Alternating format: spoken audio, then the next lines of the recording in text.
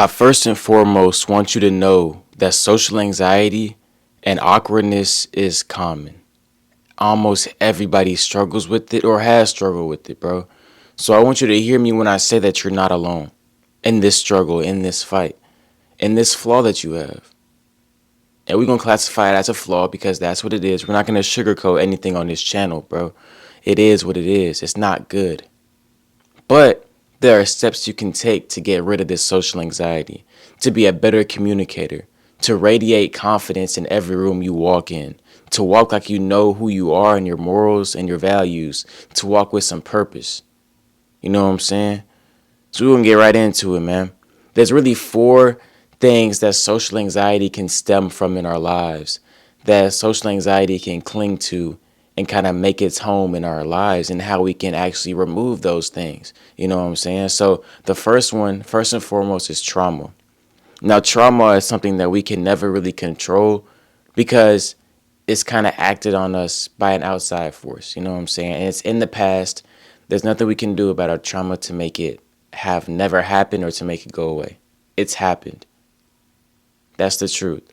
But what you can do is come to terms with that trauma. What you can do is try to find some peace in that trauma, to try to set it back and leave it and not let it direct the rest of your life, because trauma cannot decide how the rest of your life is going to go. Just because of what has happened in the past, just because you have been hurt by your family or by your parents or by anybody, does not mean that the rest of your life has to be predetermined and burdened by that trauma. I hope you're hearing me.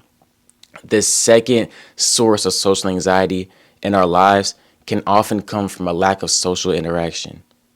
If you're living and you're not really very outgoing, you're not in a lot of conversation, you're not putting yourself out there, and you begin to kind of form your comfort zone around being alone, around not having communication, you may not have enough social interaction to be a good communicator, to not have social anxiety.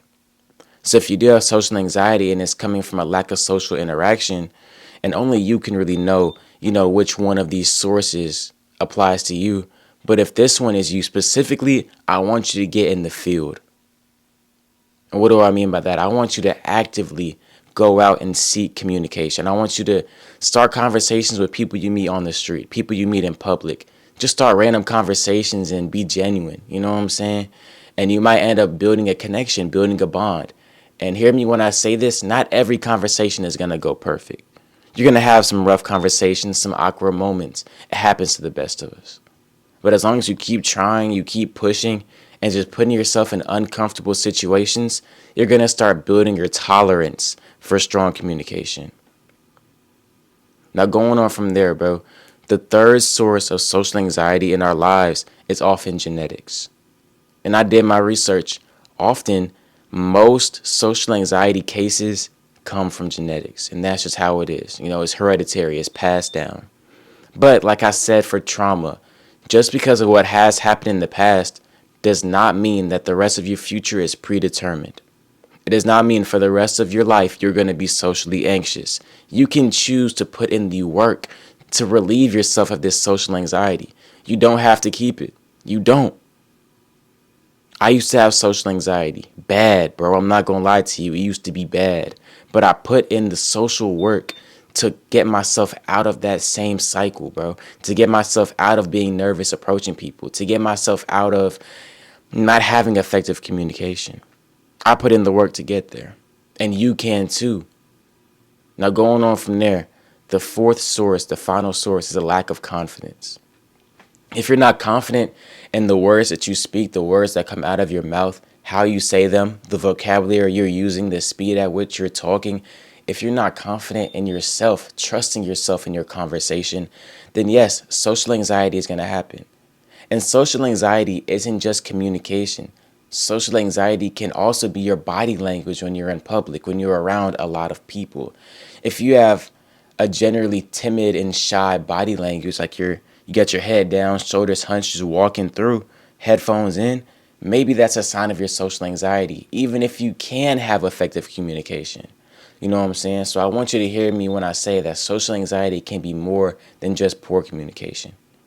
It can be your body language. It can be Just your feeling when you're around a lot of people. If you feel generally anxious, if you feel kind of shaky around a lot of people, if you feel like you're not in control, these can all be signs of social anxiety.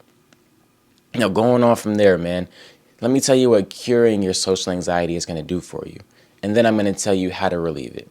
So, first of all, curing your social anxiety is first and foremost, going to create opportunities for you at bigger stages, at bigger levels in your life. Think about great business opportunities. Can you get those without going outside of your comfort zone and maybe talking to somebody who's perceived as higher up than you, or having a conversation with your boss or with some sort of official? You have to have that social confidence to go up to the man and say, listen, boss, I think I do this, this, and that in the company. I think I deserve a raise. Can we communicate more about that? Can we progress this conversation? But it takes some level of social confidence. Going on from there, man, it's going to boost your attractiveness. People are attracted to others who are confident in their own skin, who know who they are, who know what they stand for, and what their purpose is in life.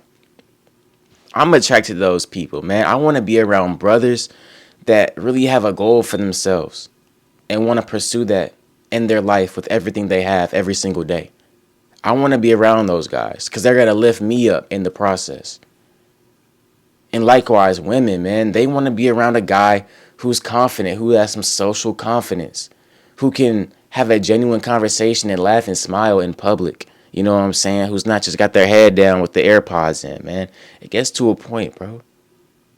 We got to be more socially confident. We have to go out and pursue conversation with people, man. What happened over the last few years, bro? I think technology has kind of pulled us all into a texting culture where we just want to text. We hop on FaceTime and we're nervous.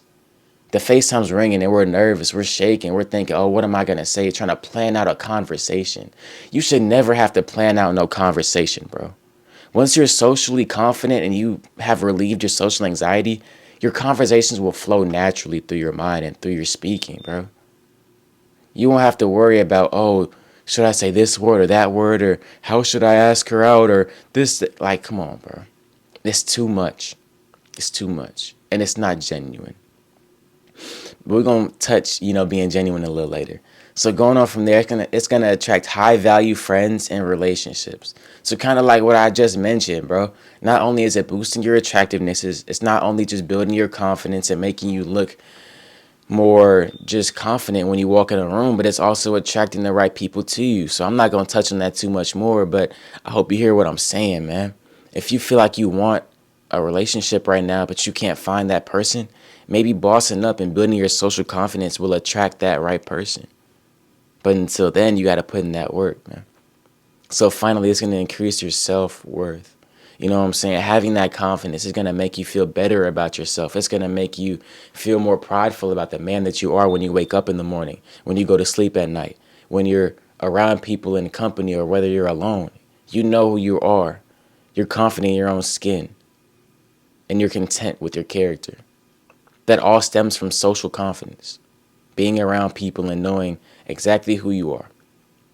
All right, now listen right now. I got 3 big main points for you, and we're going to wrap it up. Number 1, everybody gets nervous, bro. You're not different. You're not special. Everybody gets nervous in conversation. Everybody gets nervous in crowds. You know what I'm saying? Think of your favorite artists that make music, man. When they're on tour, you think they're not at least a little bit nervous? Let's be real. A lot of them will admit to being nervous, man. It's a natural human response to keep you safe. But if you rely on those nerves too much, if you become comfortable in your nerves, man, and never choose to do the nervous thing, just do the nervous thing, man. Come on. If you never do that, you're going to stay stuck where you are. You'll always be socially anxious. And I just made a video about your comfort zone. This applies to that, breaking outside of your comfort zone and getting into your elevated mindset. All right, second, man, good conversationalists, people who are socially confident, they're genuine. They're not putting on a front. All that fake it till you make it BS is not real, bro. And it's not going to last. It's not long lasting, man. You need some real confidence, all right? Can't be faking it till you make it no more. Be genuine. That's really going to give off that energy. Because if you're faking it, people can tell, bro. I'm not going to lie. People can tell if you're faking it. So give off that genuine energy, man. And it's going to lead to more social confidence and less social anxiety. And then finally, it's going to take some time. Like I keep saying, bro. This won't happen overnight. It didn't happen for me overnight. I'm still growing to be a more socially confident person. But I want you to hear me when I say that if you start today, you're way farther off than the person who didn't start at all. Just start today, man. Take these steps, man. Start putting yourself in uncomfortable positions and random conversations with people in public. Compliment people. Hey, I like your shoes. Hey, I like your shirt, man. That's a nice shirt. Oh, how you doing today? Just simple conversation, man. And it's going to build your social confidence. Also, your posture, real quick.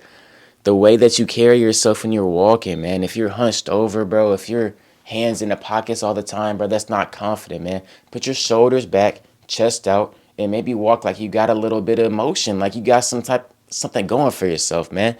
Like you have some goals and some ambitions, man. Like you know who you are, bro. Let's walk like that. Let's stand like that. Let's not stand in the corner when we're at a public function. Let's get in the thing, man. These are all traits of a confident person, a socially confident person. Let's adopt those, bro. And sometimes it just might mean slowing down also, bro. If you're speaking to somebody, maybe you shouldn't be in such a rush to get your point across. Listening is attractive. Be a listener. And if you're speaking, speak slowly. Okay, man, I'm glad to hear that, bro. Keep moving. Keep pushing. That's way better than, hey, that's what's up, man. No. Hey, keep it pushing, bro. Keep moving. Come on, bro. Maybe slow down. I'm not saying think about every word that's coming out of your mouth, but, filter it a little bit. Why do we need so many filler words? Let's get our point across in as little words as possible. Once again, that exudes social confidence. So I'm going to leave y'all with that, man. Keep growing, keep evolving. I let it see y'all grow. If this message resonated with you, let me know in the comment section. I want to talk to you. And let's keep evolving. All right, brothers.